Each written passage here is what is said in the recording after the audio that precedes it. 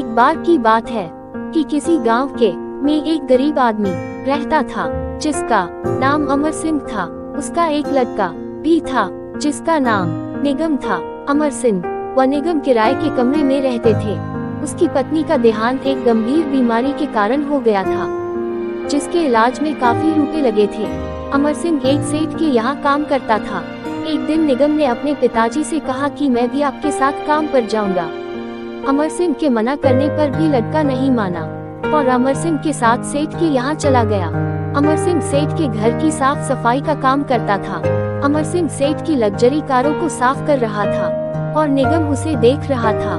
निगम ये सब देखकर सोच रहा था कि कभी हमारे पास भी ऐसी गाड़ियाँ होगी और मेरे पिताजी उनमें बैठेंगे।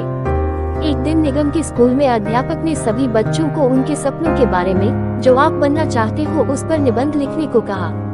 अगले दिन सभी बच्चे अपनी अपनी जो उन्हों के सपने थे उन पर निबंध लिखकर ले आए।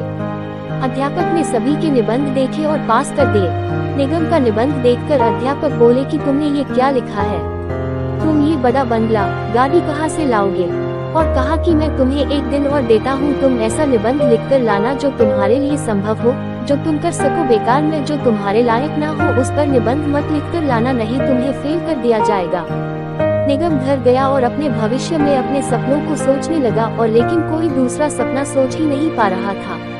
अगले दिन स्कूल में अध्यापक को निबंध दिखाया और बोला कि सर, आपको फेल करना है कर दो, मेरा तो यही सपना है कि मेरे पास बड़ा बंगला, गाड़ी होगी और मैं एक बड़ा अफसर बनूंगा। मैं अपना सपना बदलने वाला नहीं हूँ। अध्यापक ने ये सब सुनकर निगम को फेल कर दिया। निगम ने अपनी पढ़ाई में बहुत मेहनत की, सभी परीक्षा में अव्वल आता था। कुछ सालों बाद एक ऑडिटोरियम में बहुत से लोग स्पीच सुनने के लिए आए हुए थे, जिनमें निगम के अध्यापक भी थे, और जो स्पीच दे रहा था वो था एक बड़ा अफसर निगम।